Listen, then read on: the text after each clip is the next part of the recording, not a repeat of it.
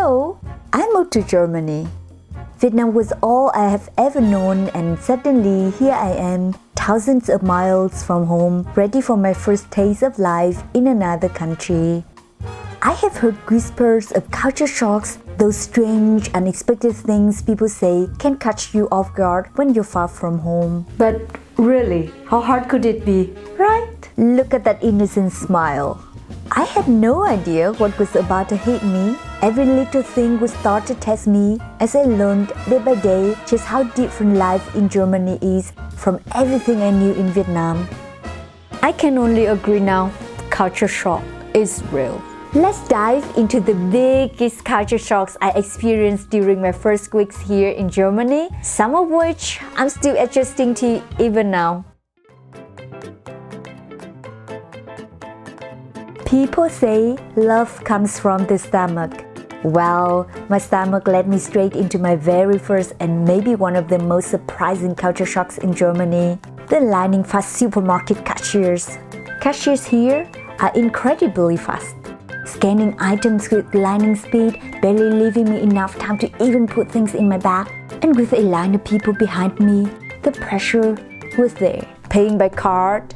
Not a chance. In those early days, I avoided it completely, too nervous that I would blank on my PIN under all that pressure. Desperate times called for creative solutions. I started calculating my total ahead of time and handing over extra cash, just so I could buy a few precious seconds to finish packing while the cashier counted out my change. The coins added up over time. But hey, it was survival. By the way, if I had to rank German supermarkets based on how fast the cashiers are, Aldi and Lidl would take the top spots. Back in Vietnam though, shopping couldn't have been more different. At checkout, everything moves at a relaxed pace. There is no rush, no pressure. Cashiers even help pack your groceries, chatting with you as you go. I never thought twice about it. The whole experience felt calm and easy. But that leisurely vibe didn't follow me to Germany, making the speed of supermarket cashiers here a shock I never forget. It took me a year to adjust, but now I can handle it. Either card or cash, it doesn't faze me anymore. I don't know how it happened. Did I just get faster?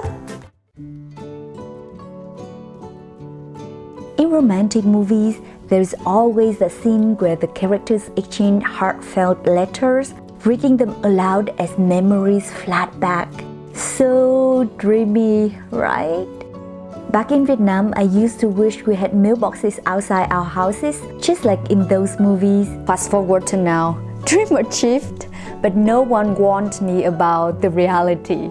Instead of love letters, my mailbox is stuffed with endless official letters from the radio, the migration office, insurance companies, and banks. When I first arrived here, it was completely overwhelming.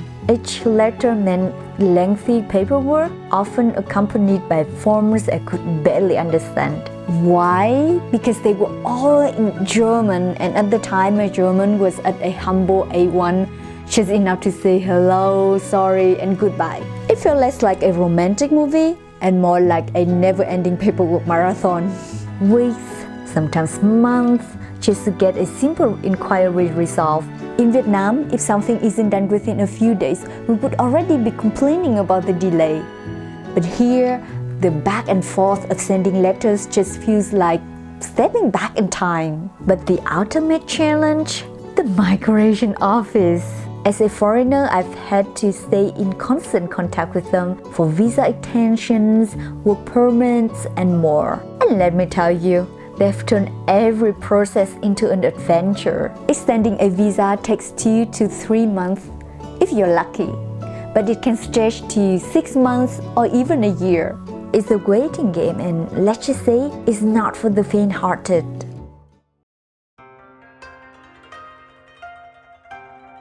I'm not exactly a fan of the cold, so naturally you might be wondering, why did I move to Germany then? Sometimes it's good to challenge yourself or not.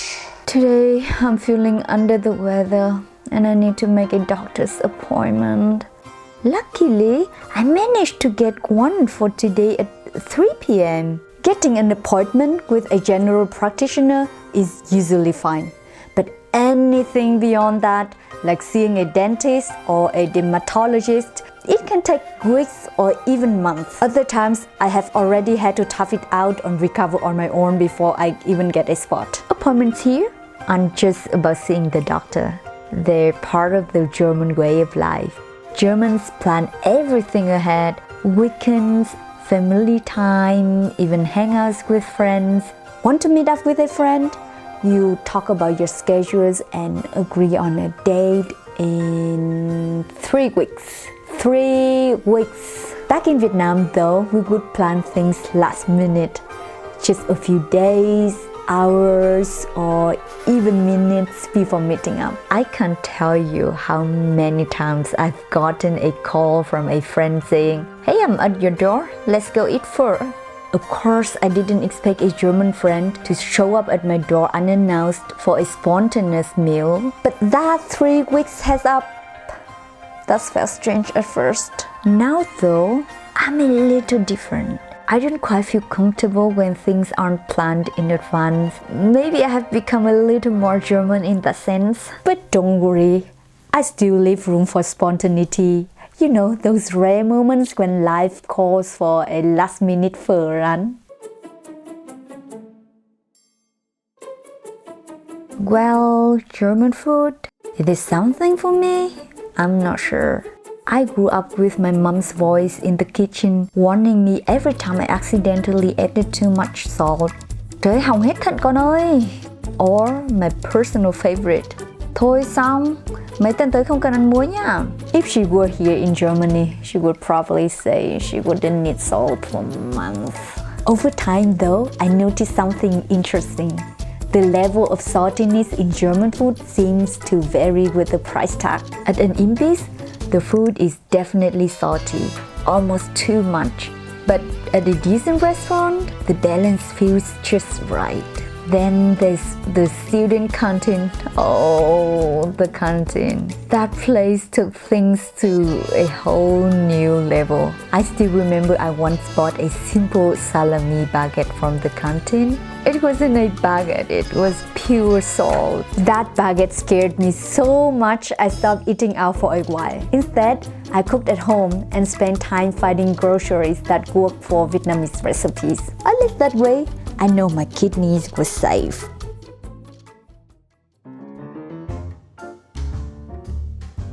Leaving out fashion would be a total miss. Summer in Germany is such a vibe. Everywhere you look, people are rocking colorful t-shirts, floral dresses, tank tops, and flowery shirts. It's like the streets are full of life. But then winter comes and boom, everything turns black. Black jackets, black coats, black boots. It's like everyone gets the memo to dress like a shadow. Okay, to be fair, when I shop, there are a few colors too. But look at them, they're often not great. Some jackets come in shades so strange I can't even describe them. While others that actually look nice are sold out before you can blink. I wanted something fun like pink or olive, something to brighten up those grey winter days. But I ended up with this, and this. So who's really here to blame? Is it the suppliers offering such limited options so everyone just gives up and goes with black? Or is it the customers consistently choosing black so the suppliers just sticks to what sells? It's like a never-ending loop of black on black.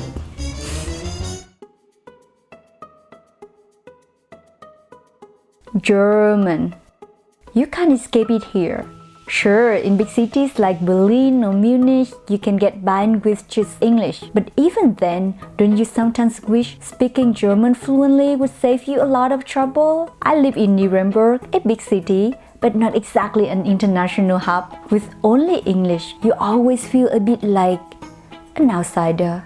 From my first days here in Germany, I realized how important German is. People will default to German, which makes sense. Of course, we are in Germany, but the reluctant look on their face when I switch to English is an uneasy feeling. I thought being in one of the world's largest economies, I could probably get by speaking English most of the time. Turns out it's more like 80%. But 80% of the time, people still prefer German.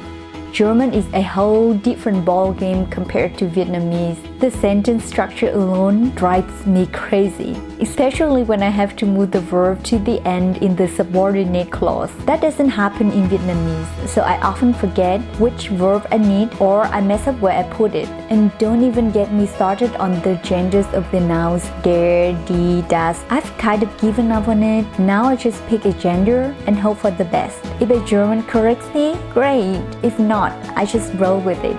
So I have been here for 6 years now. It took me 4 years to reach B1 and then only 1 year to hit C1. It's actually what my colleagues and friends rate me. I have never taken the official C1 test. But even with C1, I'm still struggling with the language sometimes. So if you're struggling with German, you're not alone. It took me years to get here and I'm still learning. So take your time, you get there.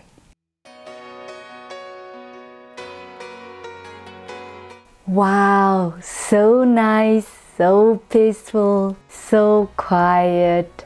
Wait, isn't it a bit too quiet? Here's the thing, in Vietnam we don't do quiet days. Sundays are actually the loudest days of the week. No one works, so it's the perfect time for everything, partying, cleaning, fixing things, or even karaoke.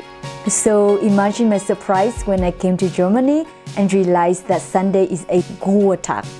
A day of rest, a real silent rest. And it's not just Sundays, public holidays are treated the same way. Want to party? Nope. Hammer a nail? Forget it. Even vacuuming can raise eyebrows. I admit I've forgotten this rule more than once.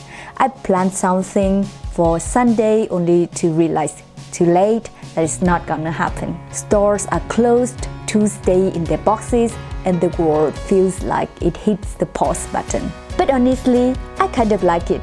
After a busy week, having a day for pure relaxation feels nice. You can read, binge a series, or just recharge without feeling like you should be doing something else. It's a lovely concept.